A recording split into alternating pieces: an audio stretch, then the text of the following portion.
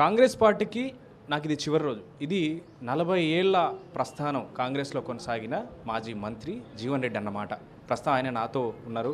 అసలు రాబోయేటువంటి భవిష్యత్తులో ఆయన ఏ నిర్ణయం తీసుకుపోతూ ఉన్నారు, రాజీనామా తర్వాత ఎలాంటి ఆలోచనతో ఉన్నారు, ఆయనే అడిగి తెలుసుకుందాం. సార్ నమస్తే. ఏంటి ఇవాళ చివరి రోజు అని ప్రకటించేశారు.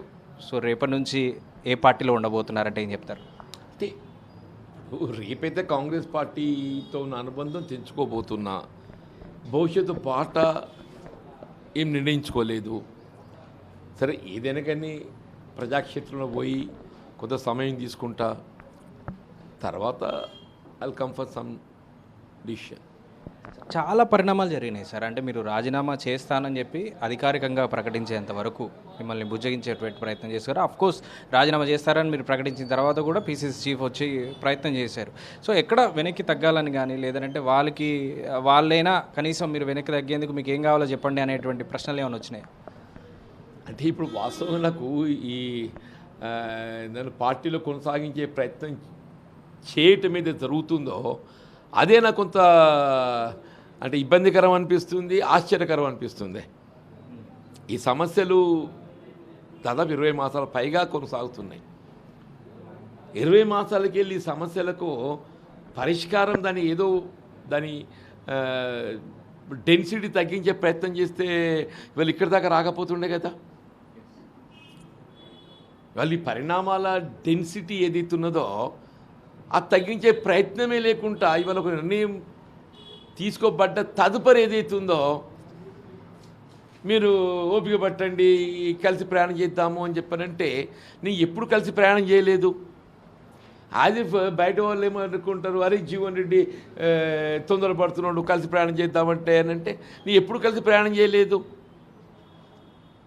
అసలు ఇవాళ నాకు పార్టీ వీడాలనే ఆలోచన రావటానికి కారకులు ఎవరు?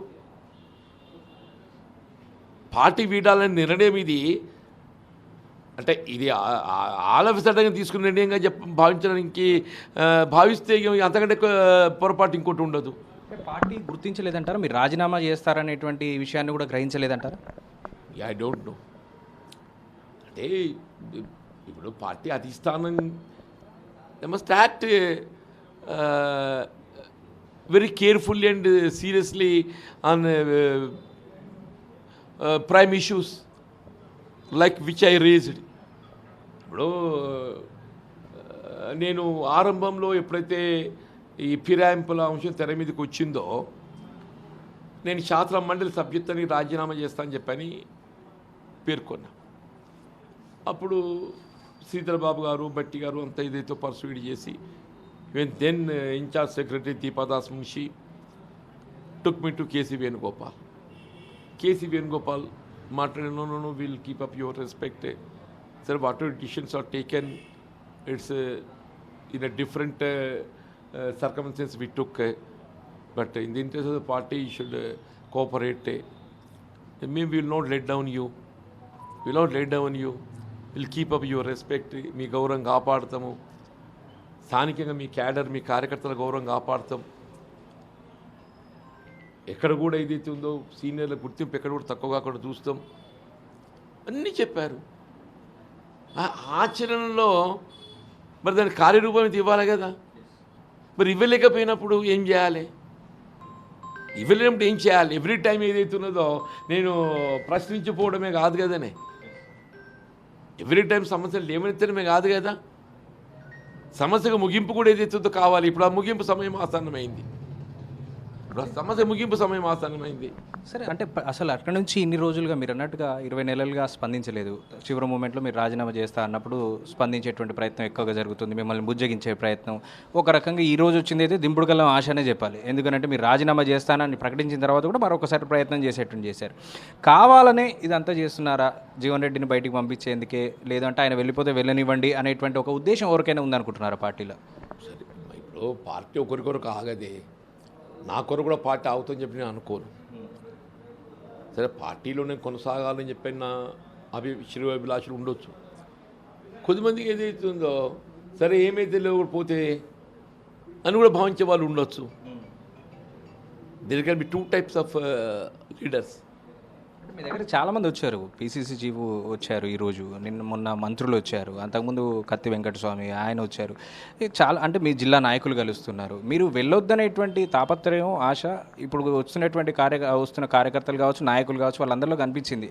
మరి రాని వారి దగ్గర నుంచి ఏమన్నా ఫోన్లు వచ్చాయి అంటే ప్రత్యక్షంగా? లేదన్న, అసలు పరిష్కారం వచ్చిన వాళ్ళు ఏం సూచన చేసిండ్రు? వచ్చిన వాళ్ళు ఏదైతే ఉందో ఇంతకాలం మనం కలిసి ప్రయాణం చేసినాం, భవిష్యత్తులో కూడా కలిసి ప్రయాణం చేయాలి. మనం పార్టీతో అనుబంధం తెంచుకునేది కాదు. మీలాంటి వాళ్ళు సీనియర్స్ పార్టీకి ఉపయోగకరంగా ఉంటారు, మీకు కూడా పార్టీ ఉపయోగకరంగా ఉంటారు, అన్నీ బాగానే ఉన్నాయి. పరిష్కారం, ఆ పరిష్కారం అయితే ఆలోచన లేదు ఎవరి దగ్గర. ఏముంటుంది సార్ పరిష్కారం అంటే? జీవన్ రెడ్డికి మంత్రి పదవి ఇస్తే పరిష్కారం అయ్యేదా? పార్టీ అట్లా కూడా నాకు ఆననే మంత్రి పదవి ఇవ్వాలి. ఇవాళ నా మంత్రి పదవి వైనాట్, నాకు మంత్రి పదవి ఎందుకు ఇవ్వకూడదు? నా మంత్రి పదవి ఎందుకు ఇవ్వకూడదు అంటున్నాను. నేను ఎందుకు ఇవ్వలేదు అని అడుగుతున్న ఇవాళ నేను. ఆనా నేను సైలెంట్ ఉండొచ్చు, కానీ వాళ్ళ పదవి కొరకనే కాకుండా ఏదైతే ఉందో నాకు గౌరవాన్ని కూడా భంగం కలిగిన తర్వాత నేను ఎందుకు సైలెంట్ ఉండాలి? అలా రేవంత్ రెడ్డి గారు పీసీసీ అధ్యక్షుడిగా రాష్ట్రంలో కాంగ్రెస్ పార్టీ ప్రభుత్వం అధికారానికి వచ్చింది. It deserves to become the chief minister. I also wished. ఆయన నాయకత్వంలో ఒక కాంగ్రెస్ పార్టీ అధికారానికి వచ్చింది కాబట్టి న్యాచురల్ పీపుల్స్ విష్. ఇలా భట్టి గారు శాసనసభ నాయకుడిగా కాంగ్రెస్ పార్టీ అధికారానికి వచ్చింది. He thought to become earlier chief minister, later deputy CM. It deserves definitely. మరి నేను శాసన మండలిలో 5 సంవత్సరాలు ఒంటరి పోరు చేసిందే. నాకు ఈ పక్క ఎవరు లేరు, ఆ పక్క ఎవరు లేరు. శాసన మండలిలో నేనే నాయకుడిని, నేనే సభ్యుడిని. నాకు ఈ పక్క ఎవరు లేరు, ఆ పక్క ఎవరు లేరు. నేను ఒంటరి పోరు చేసిందే 5 సంవత్సరాలు. శాసనసభలో భట్టి గారు చేసిన పోరాటం కంటే ఏమాత్రం తక్కువ కాకుండా, ఇఫ్ యూ టేక్అవుట్ ది రికార్డ్సే, శాసనసభలో ఏ అంశాలైతే అన్నాడు కాంగ్రెస్ పార్టీ సభ్యులుగా ప్రభుత్వం యొక్క వైఫల్యాలను లేవనెత్తిండ్రో అంతకంటే రెట్టింపు నేను లేవనెత్తింది. నేను చర్చకు పెట్టింది. నేను why not I considered? Even then I kept silent. అంటే జనరల్గా కాంగ్రెస్ పార్టీలో అడిగితేనే నాయకులకు పదవి రావడం అనేది కష్టం, ఎందుకంటే డిమాండ్ ఎక్కువగా ఉంటుంది, చాలామంది అడుగుతూ ఉంటారు. అలాంటిది మీరు అడగకుండా మౌనంగా ఉండడం వల్ల పదవులు మీకు రావాలని ఆశించారు అనేటువంటి మాట అంటే ఏం చెప్తారు? అంటే నేను అడిగితే అంటే నాకు ఢిల్లీ పోయి సరే, నేను I thought that party will do justice to the genuine cadre. మరి నాకు న్యాయం జరుగుతుందని చెప్పి అనుకున్నా. అయినా కానీ న్యాయం జరగకుండా ఓపిక పట్టింది నేను. కానీ అన్యాయం జరిగితే కూడా ఓపిక పట్టుకుంటారా? న్యాయం అన్యాయం 2 డిఫరెంట్ థింగ్సే. నాకు న్యాయం జరగలేదు, ఓపిక పట్టింది నేను. అన్యాయం చేస్తే కూడా ఓపిక పట్టుకుంటారా మీరు? నేను న్యాయం చేయకున్నాగానే ఓపిక పట్టినా, ఇప్పుడు అన్యాయం చేస్తే కూడా సహించాలనా? అది కూడా రెక్టిఫై చేస్తారు అని చెప్పి నేను ఓపికతో 20 మాసాలు ఉన్నా. అసలు అన్యాయాన్ని సరి చేసే అటువంటి ప్రయత్నం కూడా చేయలేకుంటే మరి there must be some end. Congress party నాయకుల నుంచి వస్తున్నటువంటి కొన్ని ప్రశ్నలు నేను మిమ్మల్ని అడుగుతాను. జనరల్గా సరే కొంత మిమ్మల్ని నొచ్చుకోవచ్చు. జనరల్గా 13 సార్లు పోటీ చేశారు, అందులో 12 సార్లు మీకు కాంగ్రెస్ పార్టీ నుంచే బీఫామ్ వచ్చినట్టుగా తెలుస్తుంది. సో మ్యాక్సిమం నాకు తెలిసినైతే దేశంలో అత్యధికంగా కాంగ్రెస్ పార్టీ బీఫామ్స్ అందుకున్న వ్యక్తి జీవన్ రెడ్డి. సో అన్ని ఏళ్ళు జీవన్ రెడ్డి గారికి బీఫామ్లు ఇచ్చినటువంటి కాంగ్రెస్ పార్టీకి 20 ఏళ్ళు జస్ట్ 20 నెలల్లో ఇబ్బంది జరుగుతోంది, నన్ను పట్టించుకోవట్లేదు అనేటువంటి ఒక మాట చెప్పి బయటికి వెళ్ళిపోవడం కరెక్టేనా? కాంగ్రెస్ పార్టీ చాలా చేసింది కదా ఇప్పటివరకు జీవన్ రెడ్డికి అనేది వాళ్ళ వర్షన్. అంటే ఒకటే, ఎన్నికల్లో పోటీ చేసే అవకాశం కల్పించడం చేసినట్టు మీరు భావిస్తే రియల్లీ నాకు అన్ని పర్యాయాలు పోటీ చేసే అవకాశం కల్పించినందుకు ఐఎమ్ రియల్లీ ప్రౌడ్. నాకు ఆ నాయకత్వ లక్షణాలు లేనిదే నాకు అవకాశాలు కల్పించిందా? 2 సార్లు కేసీఆర్ మీద పోటీ చేసడానికి అవకాశాలు కల్పించిండ్రే. 2006-08లో కేసీఆర్పై పోటీ చేయడానికి నాకు అవకాశాలు కల్పించింది. ఆనాడు ఏదైతుందో AICC general secretary Digvijay Singh వస్తే రాజశేఖర్ గారు పిసిసి అధ్యక్షుడు.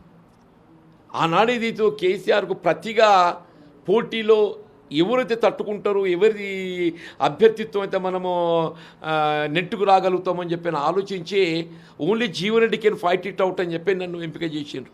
అంటే నాకు ఆ నాయకత్వ లక్షణం ఉంటే చేసిండ్రు, లేకపోతే చేసిండ్రా. Even in the recent parliament elections, Nizamabad parliament elections, Nizamabad, Karimnagar, Adilabad, north Telangana parliament elections ఏదైతుందో అంత హిందుత్వ ప్రభావితమై ఉన్నటువంటి ఒక స్థానాలు ఇవి.